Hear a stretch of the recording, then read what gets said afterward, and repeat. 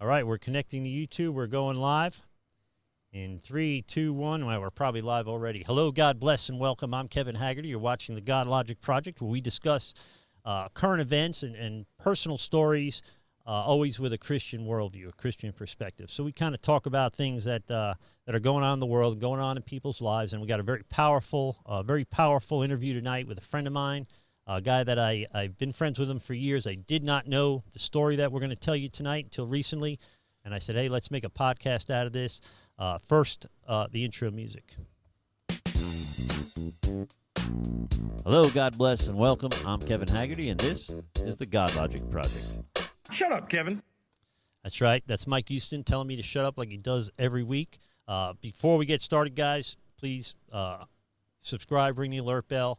Comment in the on the YouTube channel here, and I'll track your comments during the show.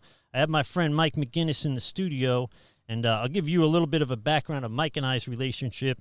He and I have been friends for years. In fact, he bought a motorcycle from me years ago, and I had the opportunity at that time to meet and spend some time with his son Michael. Mike and I did not keep in direct contact all these years, but we did keep in semi-regular contact. That I knew that his son had passed away, but I didn't know the story behind it. And when I heard it, I was shocked. And I think if you knew Michael, you'd be shocked too. So Mike and I have been trying to get together and do a podcast here on this very topic, but we've had some things come up in the last month. Mike had heart surgery and everything else, right? So before we get started, Mike, just kind of introduce yourself to the audience and tell them who you are. Hey, everyone. Thanks for tuning in tonight. I'm Mike McInnis, and I'm here to tell a story based upon my recovery and my relationship with my son and eventually his demise. And it's a story that I'm kind of compelled to tell because I'm hoping that I can help some folks out there that may be struggling with any of the things that we're going to discuss. And I appreciate everybody tuning in tonight. Yeah, and it's this is a topic that definitely is a hard topic to talk about. I don't think there's any scenario that I can imagine in my life that would be worse than a parent losing a child, right?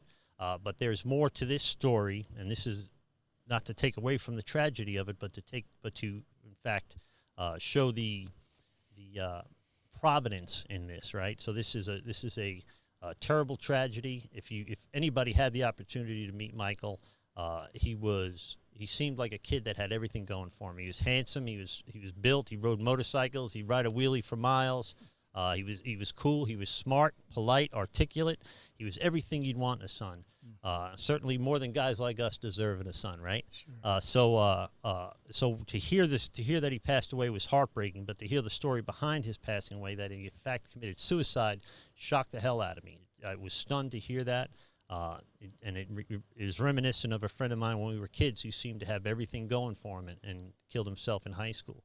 So here we are. We're gonna kind of introduce you a little bit. I'm gonna let Mike kind of tell a little background story of his life and his recovery, his personal journey, and then we're gonna kind of hold that up against Michael Jr.'s story, and we'll see how this whole thing ties together and comes full circle. Before we really get started, I want to thank you guys for supporting the Godlogic Project, subscribing, and your financial support that's come through has been awesome.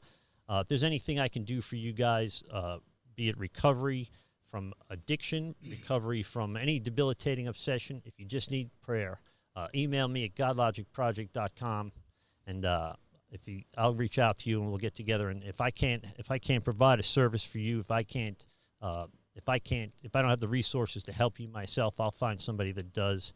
And that's really why we do this. So if there's anything going on in your life, you need a personal attention from the Godlogic Project, don't hesitate, please, to contact me, and we'll help as soon as in any way we can.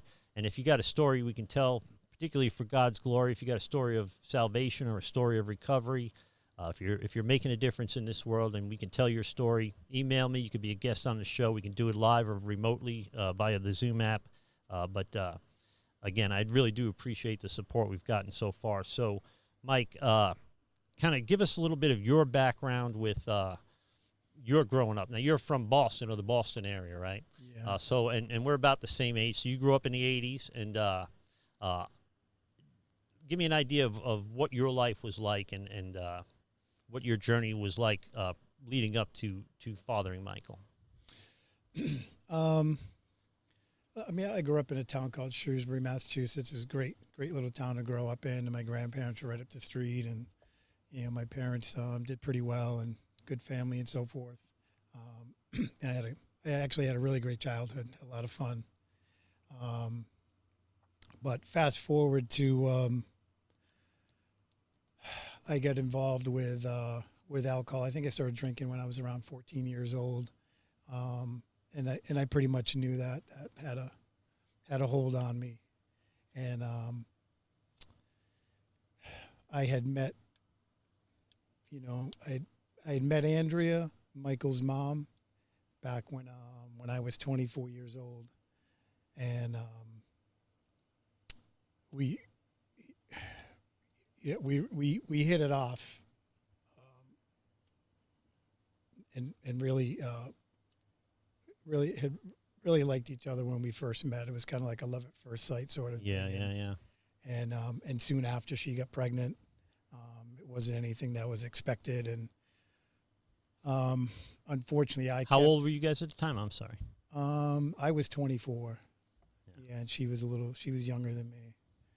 And unfortunately, I kept on the party train, and for quite a while, I just thought that she was that she was just sort of a miserable person, and like, why is she always giving me a hard time? And the truth of the matter is, it took me a lot of years to figure out, she was looking for a man. She was looking for a husband and somebody to father her child.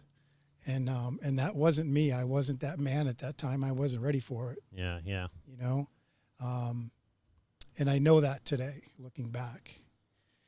So, we didn't end up staying together. But we did, I had visitation rights to see my son, and it was pretty, it was rough. It just wasn't anything that was smooth. It didn't really go, as good as those visitations and problems and everything can go. And so I did the best that I could. And you were drinking and drugging this whole time? Whole time. Yeah. So you, did she pretty much tell you, you quit drinking and drugging or you're out of here? Or how did you ultimately end up in that situation? Well, at one point she told me, she said, if you don't quit drinking, you'll never see your son again. And I knew she was serious about that. So I actually I heard my cousin Mark was in recovery. So I had called him, and I ended up getting into recovery back then, I think when I was about 25. And I went to meetings for about 5 years. But I didn't know I was supposed to change. I didn't know I was supposed to be any different. The only thing I really did was I quit drinking. And I learned a lot of the lingo, but I didn't change who I was. I was still the same person. And which, after about 5 years, led me back to the bottle again for a long, long time. And it's a common story. So people tend to, and I don't know if this is your story, but this tends to be the story, is that people want to recover from the consequences of their addiction, whatever it is, not always the addiction itself. So, they want the dog back, they want the wife back, they want the house back, the job back, the kids back, they want the ankle monitor off. And when they get those things, they, if it takes 2 years or 5 years or 10 years, they then, seems like they tend to dismantle all the things that got them sober in the first place and go right back to what was killing them in the first place, right? So it is infinitely patient. Our addiction is waiting for us, doing push-ups, and is infinitely patient. And it's ready for us, and the enemy works through that, right? The enemy, the devil works through our weakest link, and that's, in the case of an addict or an alcoholic like myself, that's always going to be chemical, right? So so you end up, there was a time in your life where you didn't see Michael very much, right? And it was because of the drinking and drugging.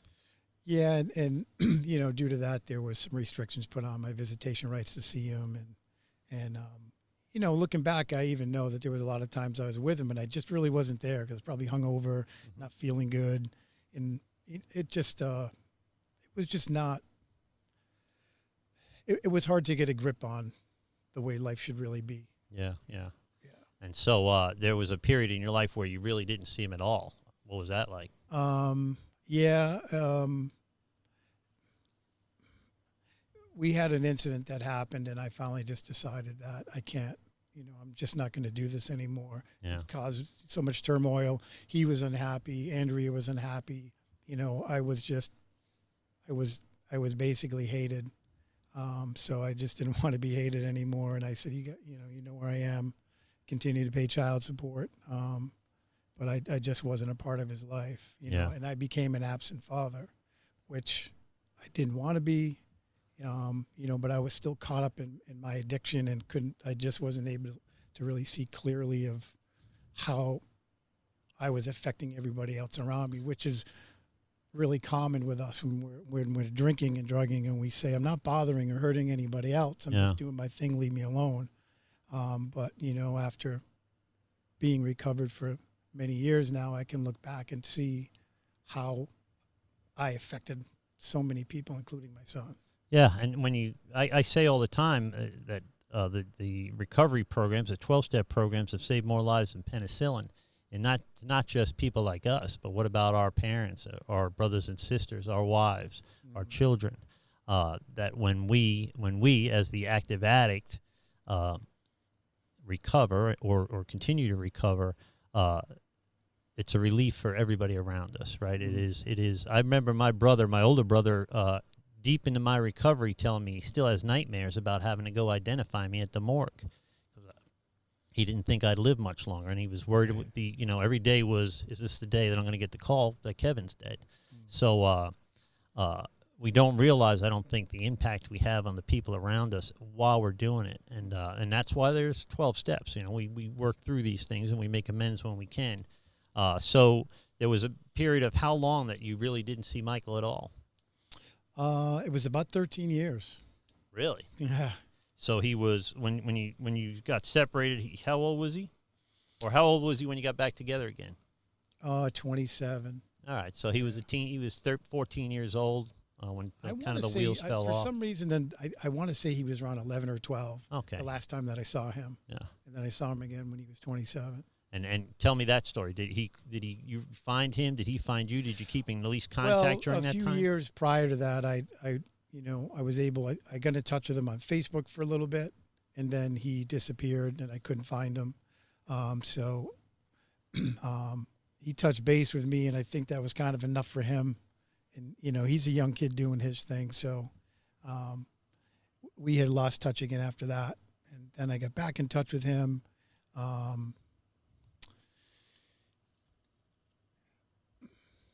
Actually, how I ended up really getting back in touch with him was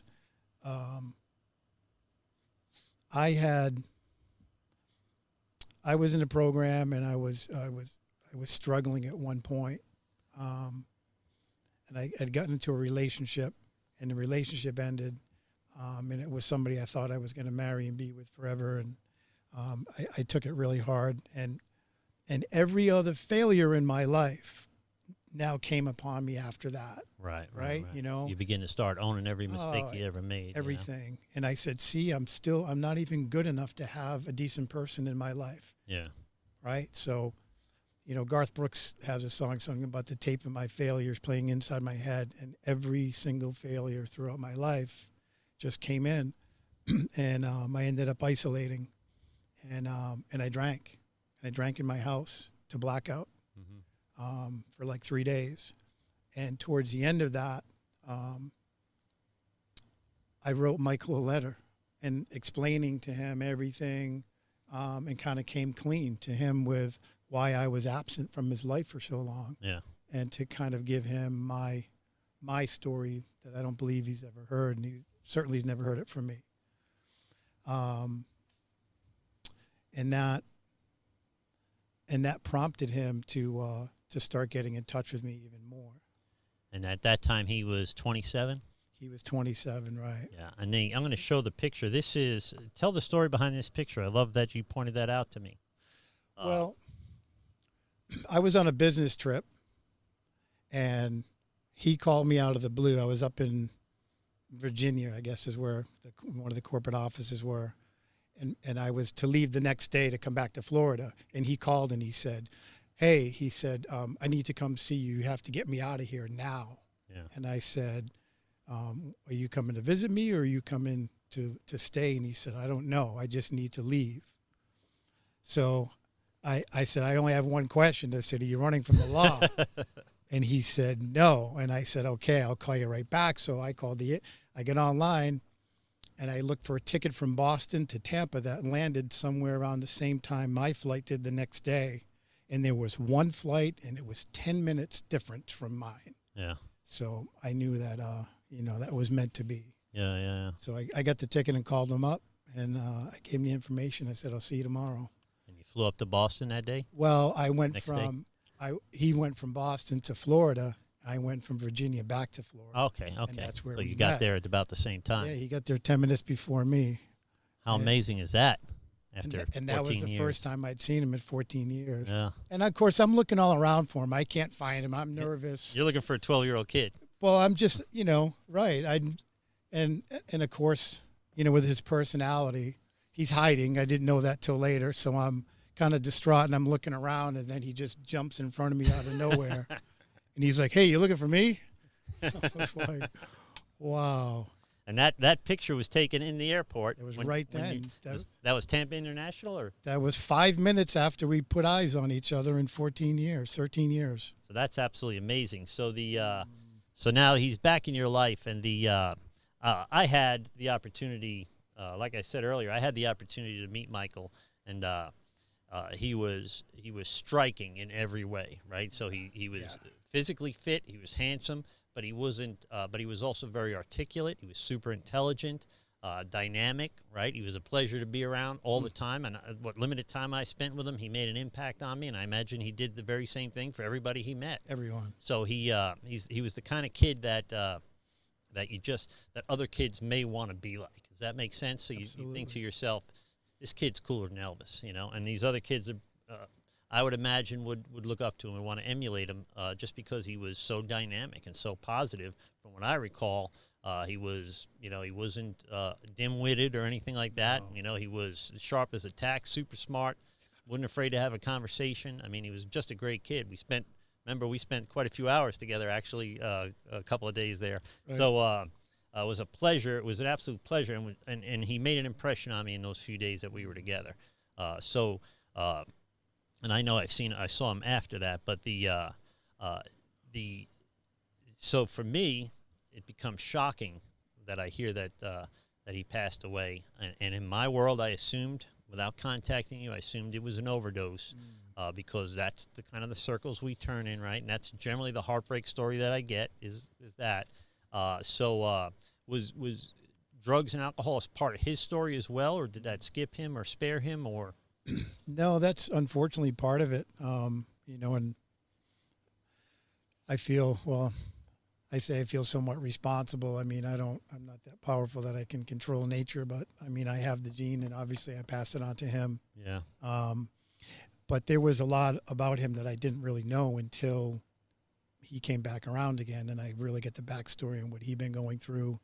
And his mom decided to start kind of filling me in on some things. So, ironically, the letter of me writing the letter to him and telling him that, that I was in recovery and I was.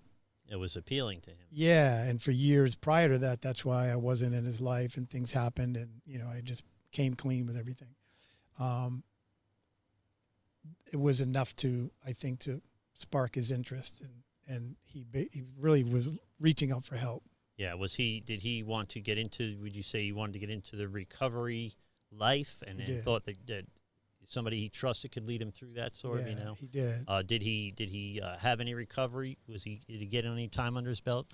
Yeah, I was taking him to meetings every day, sometimes twice a day. And I'm not saying this just because it's my son, but I've never seen anybody take to recovery like he did. Yeah.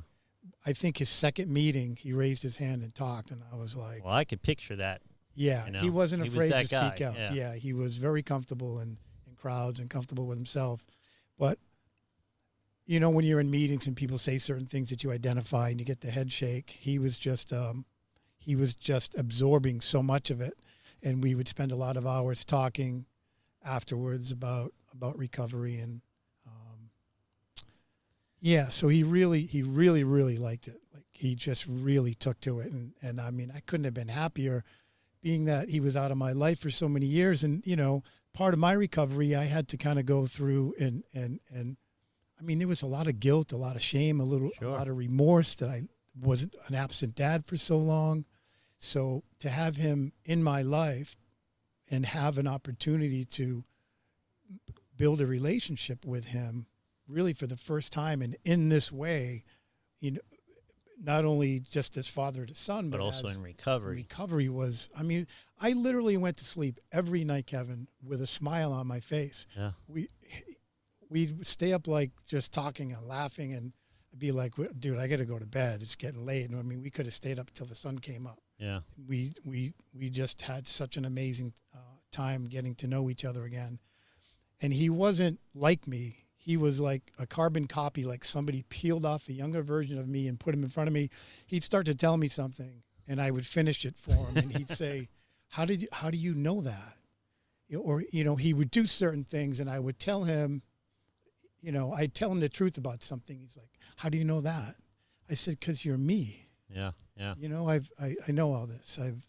You're like I am. So I'm going to show some more pictures of him just so the audience kind of gets to know the kid that's you certainly really got to know, and I got to know on some level in a short amount of time. But where's this picture taken? That's Dunedin Marina down the street from where I live. And that is how long were you together again before he passed away? Well, we were only in communication for maybe 6 months total. Uh-huh. Yeah. So and then there was two years after that he went rogue, and right, he was out doing what we did. Yeah. Basically. Yeah. So it came full circle in that sense. Correct. And then if there is a picture that you sent me that shows his personality better than this, I don't know what it is. I mean, that looks like him. I mean, that looks like his personality. That was at Quaker Steak and Lube, bike night? Bike night. Yeah, he was always there. But he was just a good-looking, happy, energetic kid. He was awesome. And so it was, there's, of course, the airplane, the picture from the airport. And here's a picture of you guys. Yeah, that's when he first came down. That was probably within the first week. Oh. So we lost our graphic there. But that is... to me, that is a testimony, right, to the light, the completeness of your story compared to his story, and the light that came on certainly when you guys were together. You're a dynamic guy too, right? So you're a hustler, bodybuilder, good-hearted dude, articulate, smart, just like your son, right? So that definitely also passed down, certainly. So now you have. How long ago did he pass away?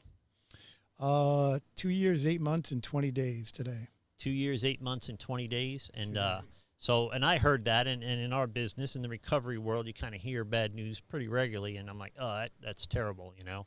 And again, my assumption was that he had OD'd or something, or that he was using, and not knowing that part of his story at the time. But you know, I know how it goes. And then to hear that he had committed suicide was it made my heart skip a beat. Because it just seemed so unfathomable. Like my friend Robert, when we were kids, it just didn't seem like it would make it mathematically. I hate to say it like this, but you'd expect these kind of little emotional, gothy, kind of, wearing buckles and black baggy pants and dyeing their hair black. You kind of expect that, right? Now we, as alcoholics, I could at least speak for myself, we're on the depressive side. We look at things in our recovery. In our addiction, we do things backwards. So we're depressed, so we drink a depressant, right? It doesn't make sense, but we do it. We feel alone. We're lonely, so we isolate. The exact opposite of what would cure loneliness for us seems to be isolation. Right. So what makes perfect sense to what we call normies is the exact opposite of what we should be doing, is the exact opposite of what we do. And being around the rooms and 12-step programs, that's how we learn from other people that have been through these things. So we are, in a sense, uniquely qualified. Our literature tells us we're uniquely qualified to help people when no one else can. And so I heard a guy say that there is a camaraderie amongst people in recovery that that you don't really find anywhere else. You might find it in the military or from first responders, policemen, firemen, EMTs, those types. But you find that same camaraderie. And this guy was from the law enforcement and fire department, and he said, but I never found it anywhere else until I got into recovery, and the bond that people in recovery have for each other. We grow up in public, right? So people active in their addiction live like they have nothing left to lose. People active in their recovery live like they have nothing left to hide, right? We talked about it on the phone. This is the easiest version of Kevin I've ever had to be in my life. You know, the hustle's over. You don't like me, that's okay. We can go our separate ways and not like each other. That's fine. I may still like you, you know. Right. Tell me a little bit about, did you get a phone call? How did you know what happened? Yeah, I got a phone call, 6 a.m. Let's see, what was the...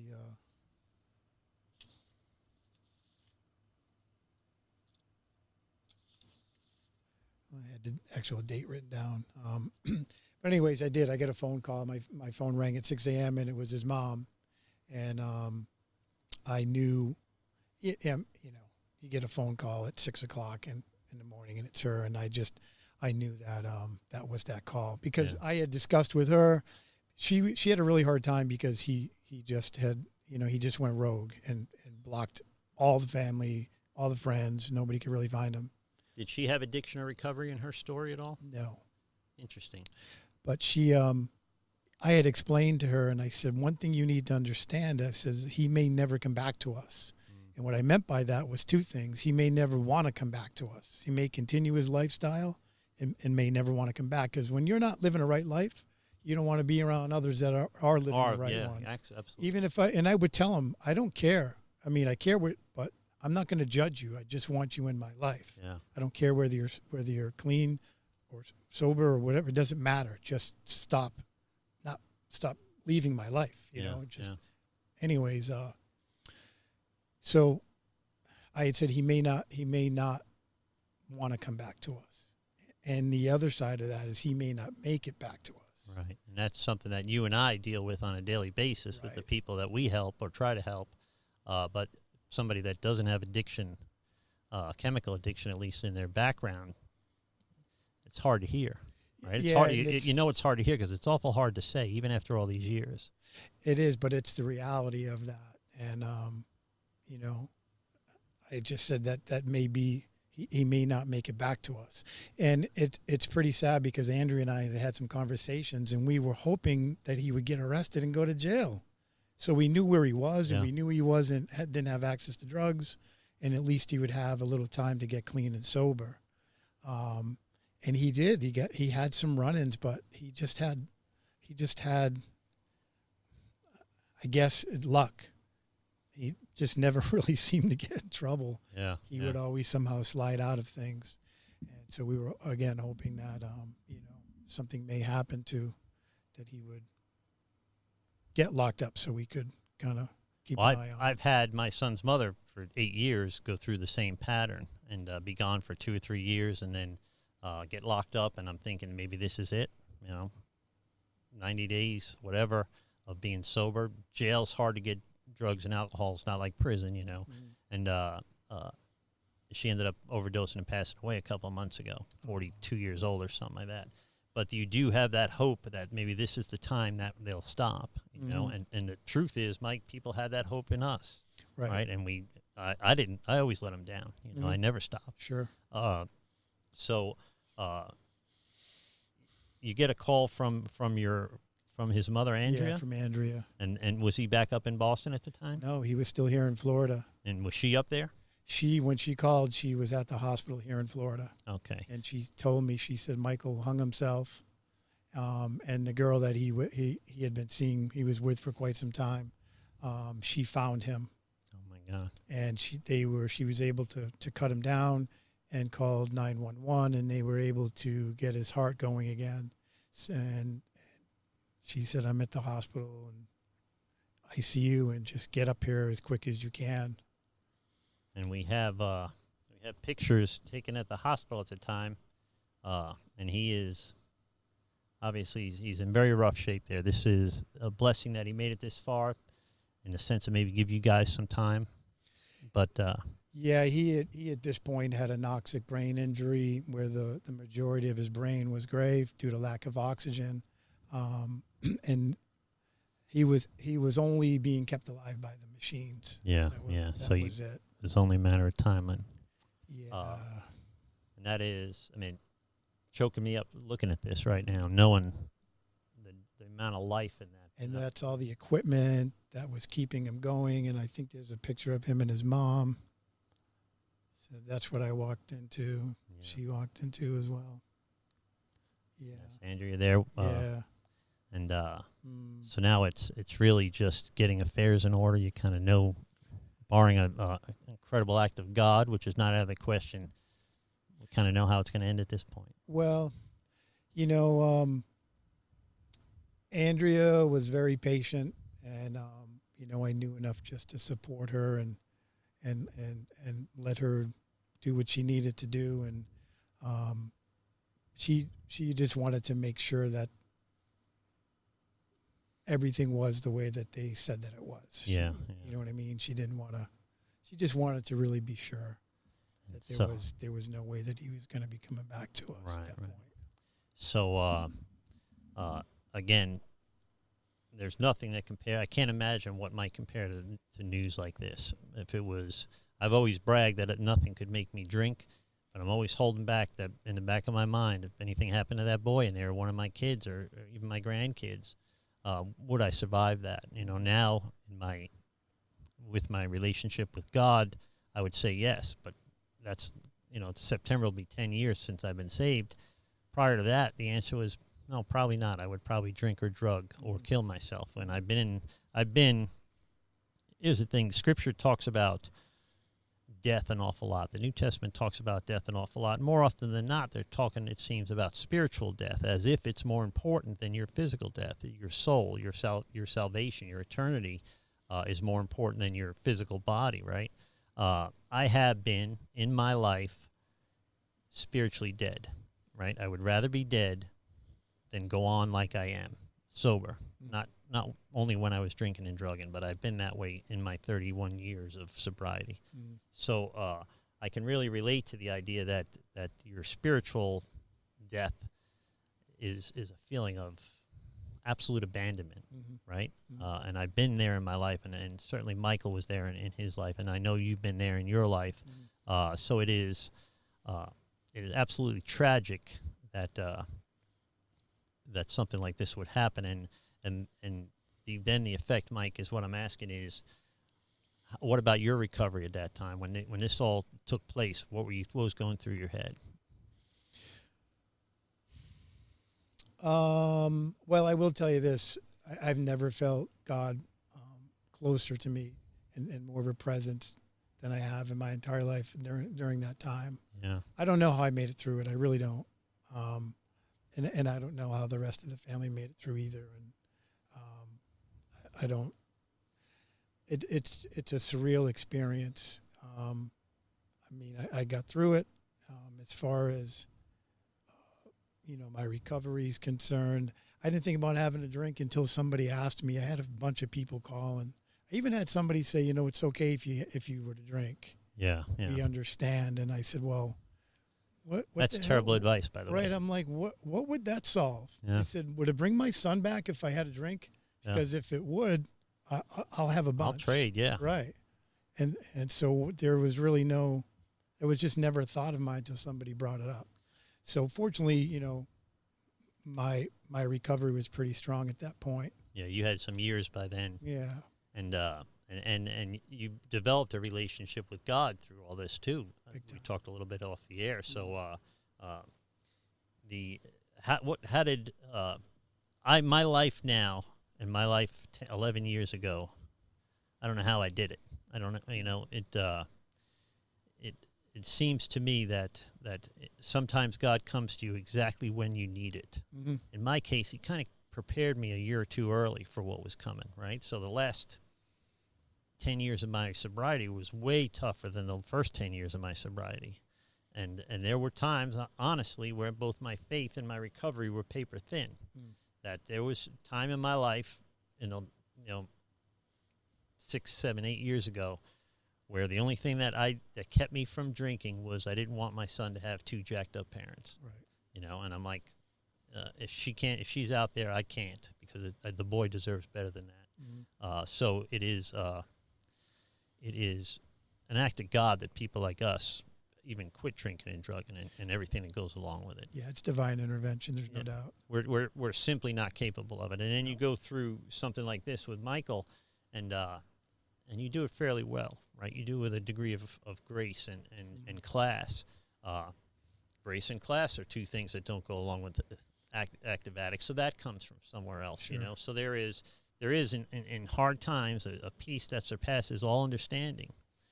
And it could only be, I'm giving myself goosebumps. I'm ready to give a sermon. I'm going to open church. There is a peace that surpasses all understanding, and that could only be the supernatural world, God's world, affecting us. And even these horrible things that happen to us have had blessings in them, right? And in your case particularly, you've kind of turned towards this and not away from it, if that makes sense. So Correct. you at some point in the last 2 years, 8 months, and 20 days decided that you're going to make something out of this, that having committed suicide wouldn't be his legacy, drug addiction wouldn't be his legacy, relapse wouldn't be your legacy, by the way, that you're going to turn, instead of turning away from the hard things, you're going to turn towards them and try to make a difference in other people's lives. So tell me how that's been going. What made you push harder and not kind of throw in the towel? I just heard a voice in my head at one point soon after Michael passed, and that I didn't want to see other folks go through this.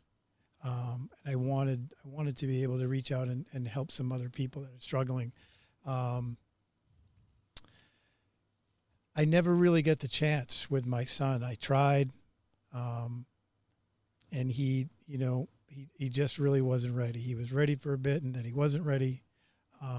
And I understand that. And I don't feel like I failed, because I'm not that powerful. I don't have that kind of power over somebody else. Yeah. I can only try my best to help them. So, I mean, honest, I'm really nervous sitting here. I don't want to do this. There's a part of me that does, but there's another part of me that I'd rather be at the gym or riding my bike or at the beach right now than sitting here doing this. You know what I mean? But something's tugging on you, right? Yeah. And we talked about this. Right. I mean, I know that there's some folks out there that are struggling with addiction of drugs or alcohol or some type of depression or suicidal thoughts. I know that there is. And I just want to get the message across to everybody that there's hope. There is definitely hope. It's never over. It's not over, that there is hope. Yeah. That, what do they say? Incomprehensible demoralization from our literature. The ironic part is when I wrote Michael that letter, 2 days after, I had a rope around my neck and was going to hang myself. After that letter. Yeah, and very few people know that. Yeah. And I couldn't go through with it. I just couldn't go through with it. I remember when I did it and I closed my eyes, I just saw like the darkest, most evil, it's hard to even explain, but it was evil what I saw. Yeah. And I took the rope off my neck and I went to bed and I slept for 2 days. 48 hours straight I slept. Sober at the time. Sober, because I ran out of money and booze. Oh, yeah. So I just went to bed. And I woke up 2 days later. And I remember I kept looking at my phone saying, it can't be. And I'm like, it is. And then, so I said to myself, so what are you going to do now? Yeah. And I'm like, well, from this point going forward, no matter what happens to you, Michael, in your life, it can never be harder than what you just went through. Yeah. So it's going to be a breeze from this point forward. I went to the darkest place ever. So the only place from there is to go up. Yeah, yeah. And I got in the shower, took a shower, and I went to a meeting. And July 18th, this coming July 18th, will be 6 years. I haven't had a drink. Amazing. And my sobriety was better than it's ever been in my entire life. This 6 years has just been amazing. Yeah. But it took me going to a really dark place. You don't have to go there, but for me, that's really what had to happen to me. And very few people know that about me, attempting suicide. And then the ironic thing is that my son dies from that. Yeah. So I understand him. I understand him more than he ever could fathom that I understand him. And not only do I understand him, I understand everybody else out there that is fighting with these feelings and feeling like you're just not good enough.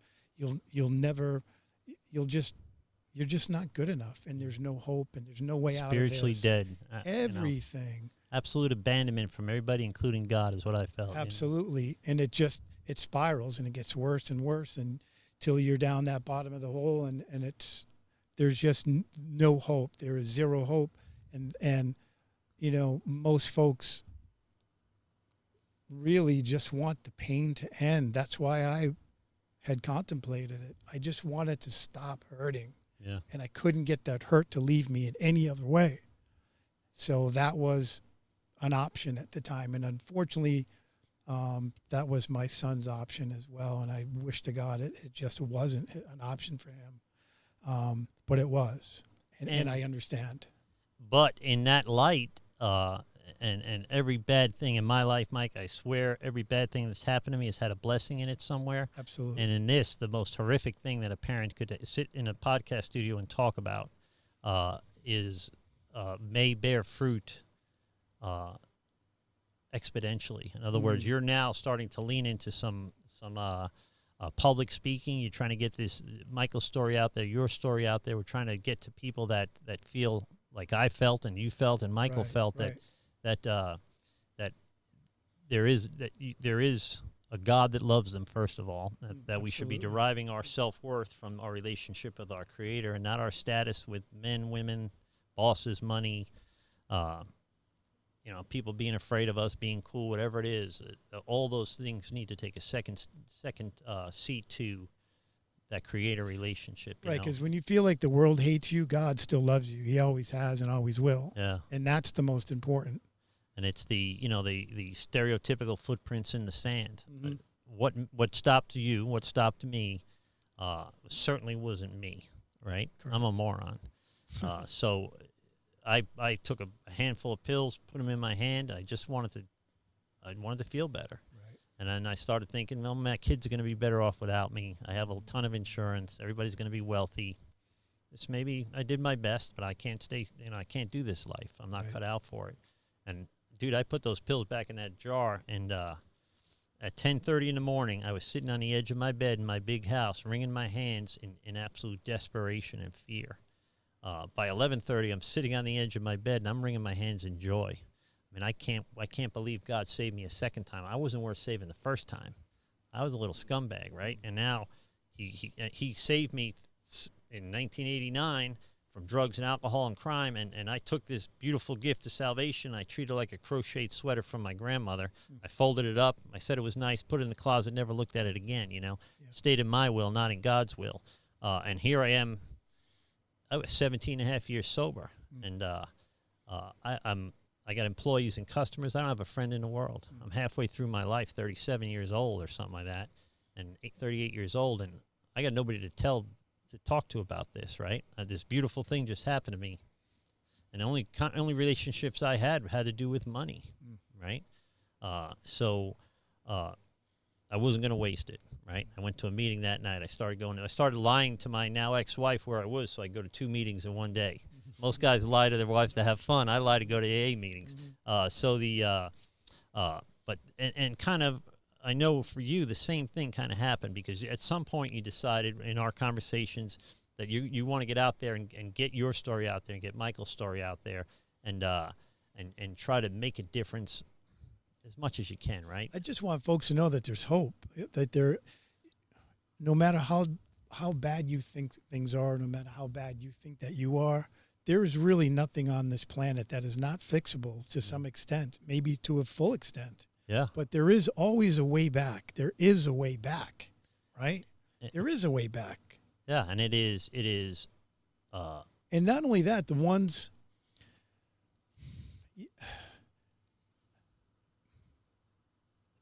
the amount of hurt and the amount of pain and the amount of turmoil and tragedy and aftermath that somebody leaves because they decide to take their own life, their life is done and they're at peace. But it's the ones that are left behind, and so many unanswered questions, a lot of anger, a lot of guilt, shame. There's so many emotions that you go through. And if anybody's out there struggling and thinking, about maybe going that route, just try to think about the folks that you're gonna impact.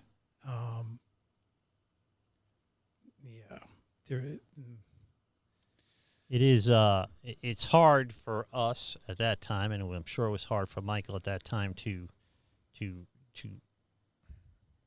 be released of the bondage of self. We are, and especially in that dark season of our lives, we are enslaved to ourselves, right? Correct. When I heard what we call the third step prayer, almost fell out of my chair. Relieve me of the bondage of self, that I may better do thy will. I wasn't saved yet when I read that, and it changed my life. Right. That the problem was in John 15. John 15 talks about abiding in the vine. The vine is Jesus. Our job as branches is simply to abide in the vine and pay no attention to the fruit. Right? The fruit is God's business.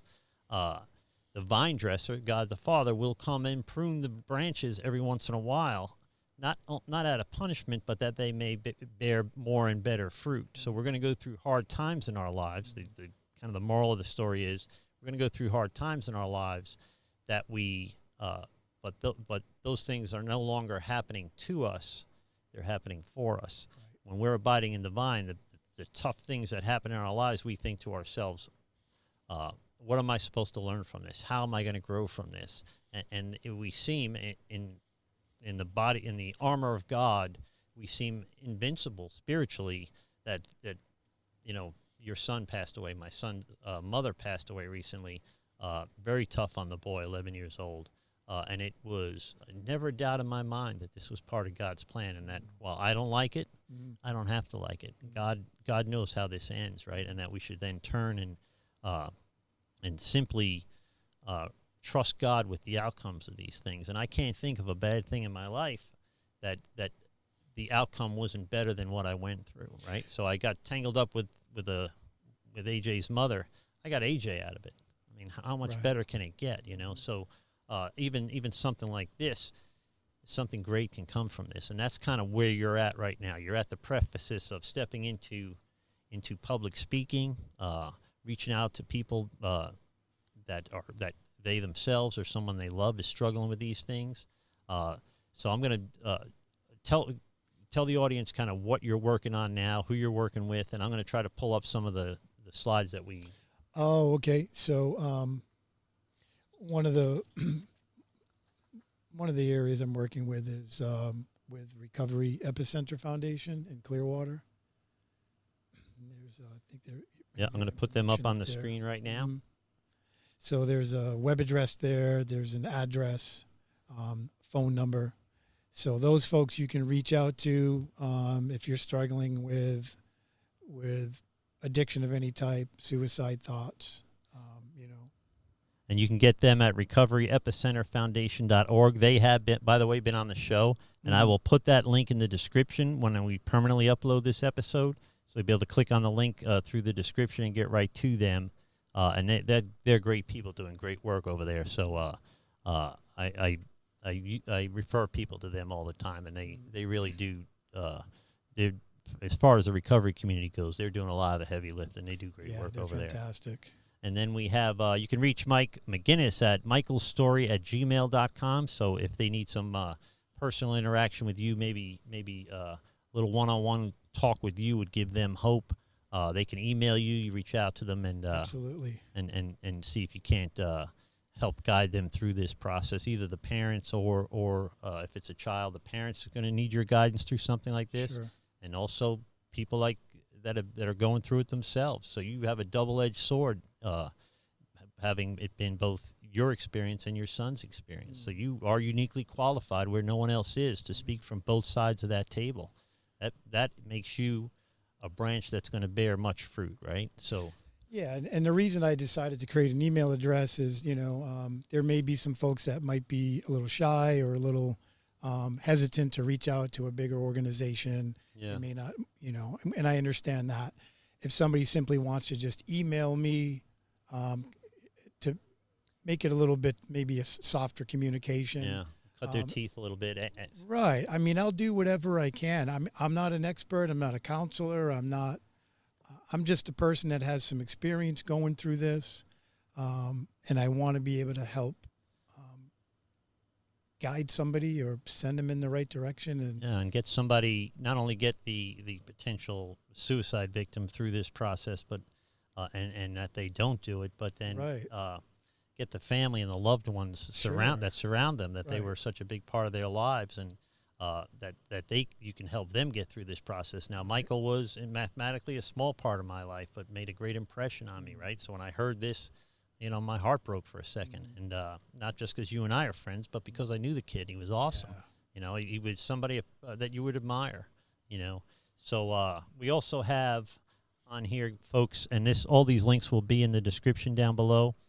We have the suicide prevention hotline. That's 1-800-273-TALK, which is 1-800-273-8255, and the link and phone number will be in the description below.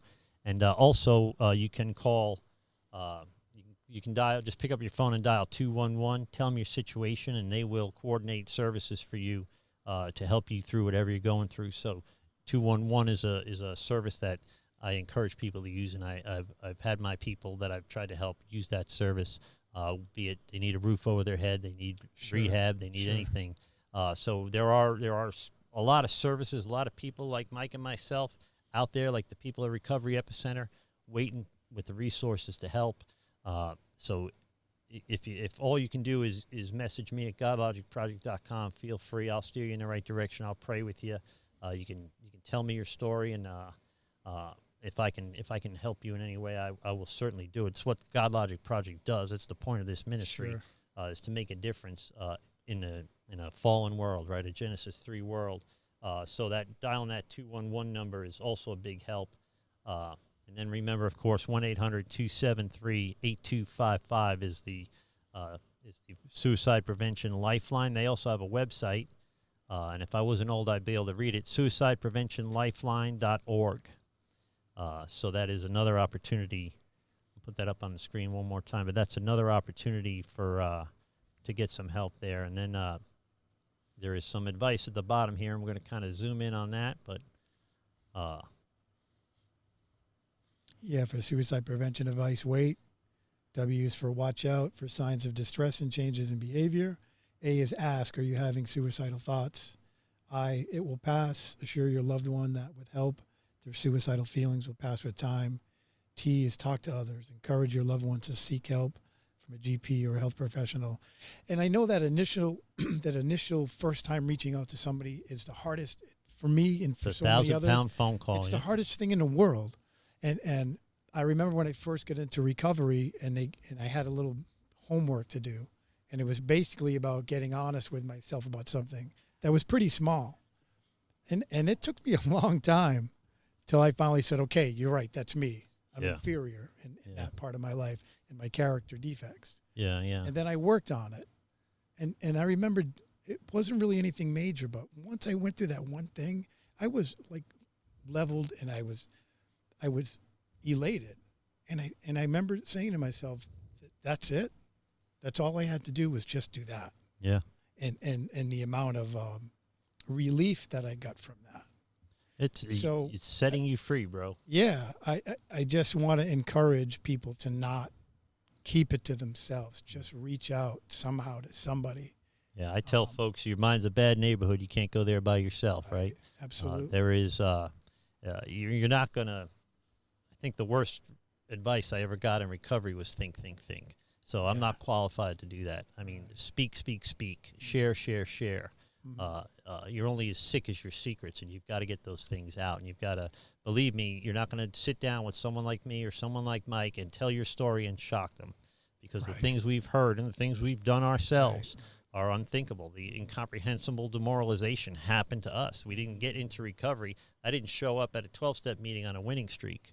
Right? Well, what do they say? We most of us end up here more by circumstance rather than virtue. Yeah. I didn't decide to just become a good dude one day. Yeah. I was out of alternatives. Well, I can tell you my story briefly. I stopped breathing on several occasions, and when I drank and of course drugged, I would stop breathing.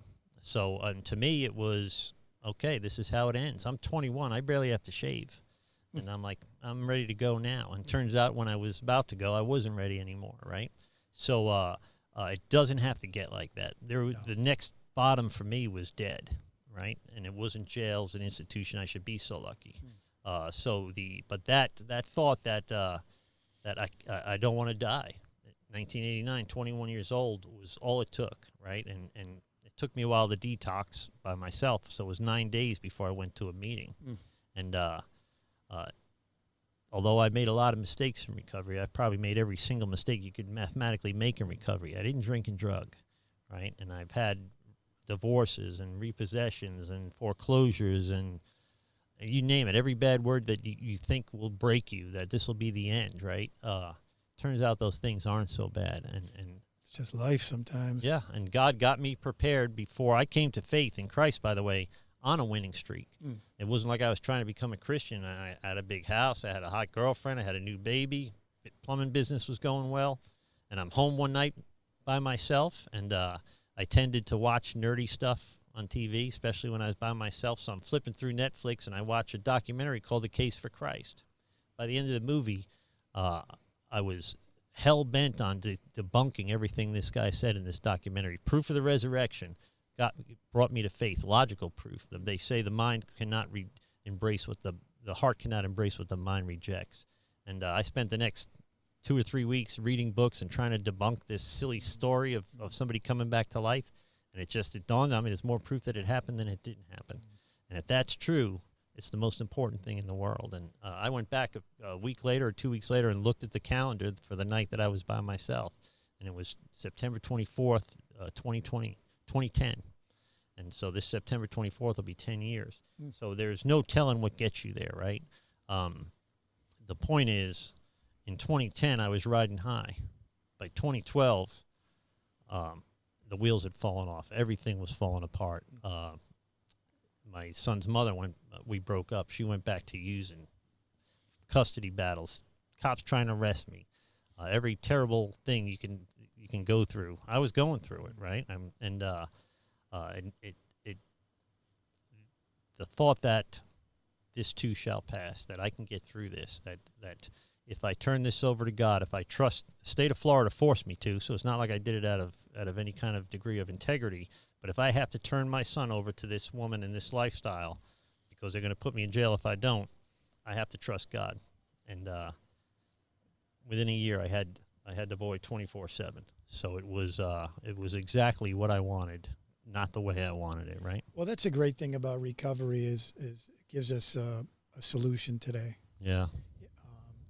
Through recovery and also through leading and learning about a spiritual life, I have other tools that I can use today to go through situations that I would just drink over before and make worse. Yeah. So we are strangely blessed for the things we've gone through. Blessed. I'm beyond blessed. Yeah. The amount of friends that I've lost, the people closest to me in my life, they're all dead. Yeah. Every single one of them. And I remember in 2011 alone, just in 2011, I lost 4 really close friends from up north. All good men, married, family men, children, money, good jobs. and their addiction killed every one of them. Yep. And that is. And then sometimes I sit here and say, how come I'm still here? I mean, they weren't doing anything that I didn't do. That's a valid question, right? Right. So there is a reason for that, right? Why, if God saved me in 1989 and then He saved me in 2008 or whenever it was, why? The second time, because while blessed with stunning good looks, I'm not very bright. I thought to myself, there's got to be a reason for this, right? And I wasn't going to church or anything, but I knew, there's a God and He's got a plan for me. I got to figure out what it is. There's no sense saving a bum like me twice, right? And that was 2 years before I came to Christ. So it is. I don't know why. Why would people like us accept to bear the fruit that that I'm trying to do with this podcast and you're doing with your work? There's got to be the reason for it, and the hard price we pay to get here. We earned our seats in those rooms. I was told by one of my sponsors when I was going through some really tough times, and he said, "You're going to be fine." And he said, one of the greatest things, and I know you don't see it now, but one of the greatest things is all these hardships that you're going through and you're learning from, and you're staying strong, and you're not drinking, you're not picking up, you're doing what you're supposed to do, and you'll get through it. That these experiences, you'll be able to use them someday to help the next person up that's struggling. And I know that has a lot to do with why I'm here today. And I just want to be able to. I want to let folks know again that there's hope, and that there's a way for a much.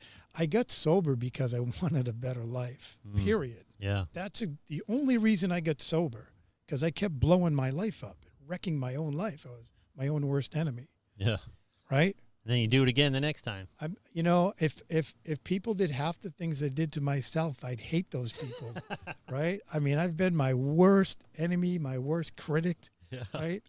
So I just wanted a better life. And not only did I get a better life and get some sobriety under my belt, I've got gifts that I never even thought of.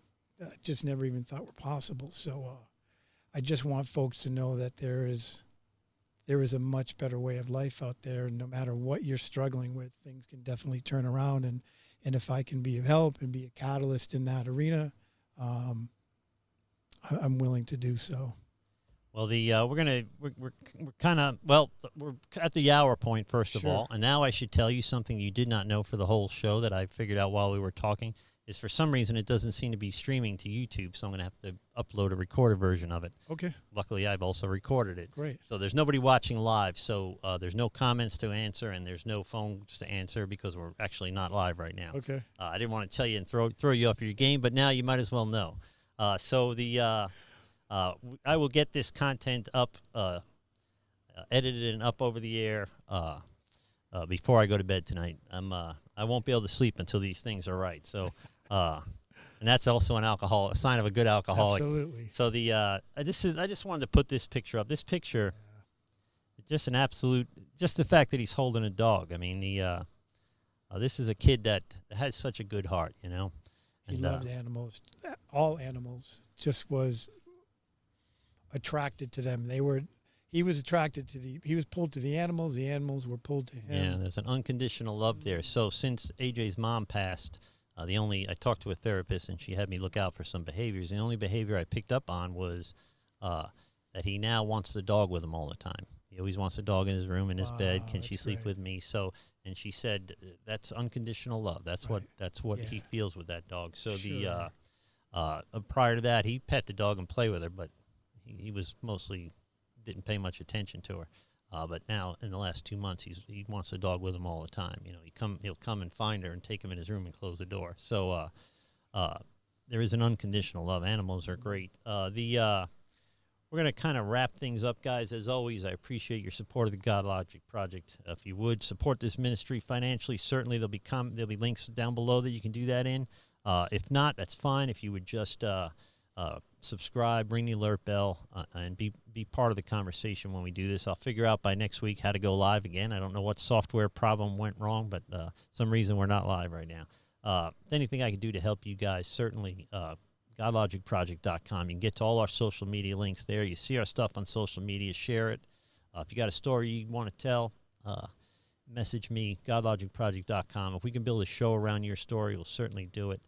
Mike, we're going to kind of sign off now, but if there's something you'd tell the audience before we sign off, if you had a 2-minute elevator speech for what you're doing in your life right now, if they asked you what's your ministry goal, what are you doing, what would you tell them? Again, just to reiterate that that if you're struggling with anything, with any type of addiction or depression or suicidal thoughts, that there's hope. Yeah. There is a way out of it. I just remember how horrible I felt before I got sober. And I've heard so many stories in the rooms of recovery, and I've seen some miracles happen in front of me. Some people that have come in with in some pretty bad shape, and I've watched them put their life back together and have a life like they never had. Some people say, I have my life back. I don't want my life back. What I had before was not a life. I have a life today, second to none. And I just want to be, an instrument to help people that are struggling in any way that I can. Others have done that for me, and I'll be forever grateful. And, sometimes people ask me how I'm doing, and I tell them better than I deserve. Yeah. Right. And that's the truth. And I just want to be able to be a catalyst to help people that are struggling and get them kind of in the right direction. And if I can be a positive influence to somebody today, and make my life, you make yourself available to them. Yeah. So the bottom line is this, guys, if you're struggling, reach out to Mike, reach out to myself, and I'll put you in touch with Mike. I'm going to have his email address in the description down below. If you are in the social service arena professionally, and you need a speaker for an event, reach out to Mike. He is uniquely qualified to help, I think, when a lot of people aren't, right? So he can have this conversation from the recovery angle, from the feeling suicidal angle, and also from losing a son to suicide. So you are, buddy, in a unique position to help a lot of people. And that in there, somewhere in there, is the blessing, as hard as that may be to see now. That's our show for tonight. If no one's told you they love you today, God loves you, and so do we. Receive that. Be blessed, and we'll speak soon. Thank you. Thank you for supporting the Godlogic Project. And if no one's told you they love you today, God loves you, so do I. Receive that. Be blessed. We'll speak soon. This has been a Rev Kev production. Your mileage may vary. Shut up, Kevin.